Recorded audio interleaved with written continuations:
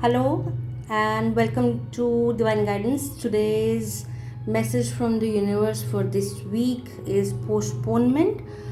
इस week probably आपके projects आपके वर्क में किसी ना किसी चीज़ में किसी तरीके का पोस्टपोन देखने को मिलेगा और आप जो भी चीज़ विजुलाइज कर रहे हो मैनिफेस्ट कर रहे हो अपने लाइफ के अंदर इस वीक के लिए हो सकता है कि थोड़ा सा आपको डिले मिल जाए एंड मैसेज है कि you will have to be little patience and I think ये जो एनर्जी है थोड़ी फॉलो थ्रू कर रही है इस महीने का भी जो एनर्जी है वो जो आप मेरा अक्टूबर मंथ का रीडिंग था उसके अंदर भी ये कार्ड आया था सिमिलर कार्ड पेशेंस। तो इस मंथ और इस वीक को हमको बहुत ज़्यादा पेशेंस के साथ निकालना पड़ेगा। हम लोग किसी भी चीज़ को जल्दी में और क्या कहते हैं पाने की कोशिश कर रहे हैं और हमें लग रहा है कि अभी मिल जाए, we are getting to desperate for it. तो हमें बोला जा रहा है कि you need to practice the art of patience and things will take time. जैसे हम लोग ये मून साइकिल्स देख रहे हैं तो हर एक चीज़ का अपना एक फेज़ होता है।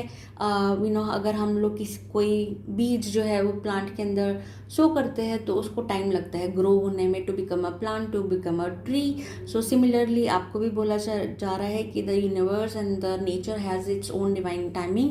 So just be patient and let the fruits of your labor come to be it, है ना। कुछ ना कुछ किस तरीके का कॉम्प्रोमाइज़ भी है कार्ड्स में कि पेशेंस के साथ साथ हो सकता है कि वो जो चीज़ें आप चाहते हो, जो चीज़ आप मैनिफेस्ट करो, प्रोजेक्ट्स पे जिस पे आप काम कर रहे हो या जो कुछ भी है जो आप आपका डीपेस्ट डिज़ायर है, वो हो सकता है कि उस रूप में आपको ना मिले, हो सकता है किसी और रूप में मिल जाए। There could be a possibility that something better is there on the cards and that is why we have been asked to compromise, to see things in a different light and see that there must be something. If I'm not getting this, then there must be something better.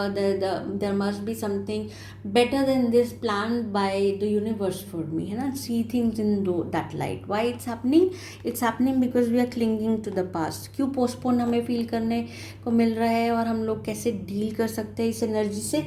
तो हम कहीं ना कहीं अपने past के अंदर, and this is so much resonant with my October reading. अगर आपने वो रीडिंग अभी नहीं देखा है जाके तो please go head and check it. It's on my highlights as well as on my YouTube, the full videos on the YouTube. उसका लिंक हाईलाइट्स में है मेरे इंस्टाग्राम पे। और अगर आप इसको यूट्यूब पे देख रहे हैं तो please go head and head to my Instagram and see the video. I'm sorry, head to the YouTube video and see that whole video. I'm sorry about that. Right, so clinging to the past इसलिए क्योंकि बहुत ज़्यादा past का बोला जा रहा है heal करने के लिए। Do that shadow work, do that inner healing, the inner child healing. And I have been saying this time and time again that हम लोग जब तक अपने पास्ट को हील नहीं कर पाएंगे, अपनी वुंड्स, ट्रॉमाज और जो भी हम लोग को इमोशनली टर्मोइल में हम निकले हैं उसको जब तक हम लोग सरफेस पे लाकर रिलीज नहीं करेंगे, it will not help us. We will not be able to go forward with the plans, with the future visions, with the goals. We will have to heal that past and it will come back again and again in your consciousness to get healed. It will come back into your memories, it will come back to your mind to trigger you to heal it. Why you get triggered? We get triggered only because we think these things are coming to remind you that this thing or this wound, this pattern needs to be healed, है ना। हमने अपना lesson learn कर लिया है, we have learned the lesson, or if you have not learned the lesson then you need to learn the lesson, that what is the lesson behind this.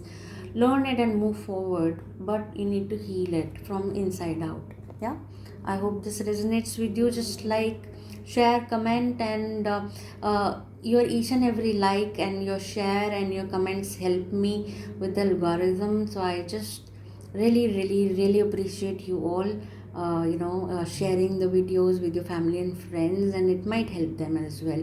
If you need a personalized reading, please connect with me through DMs, or there is a link in my bio, there is a form there, just fill it up and I'll get back to you. Take care guys, bye bye.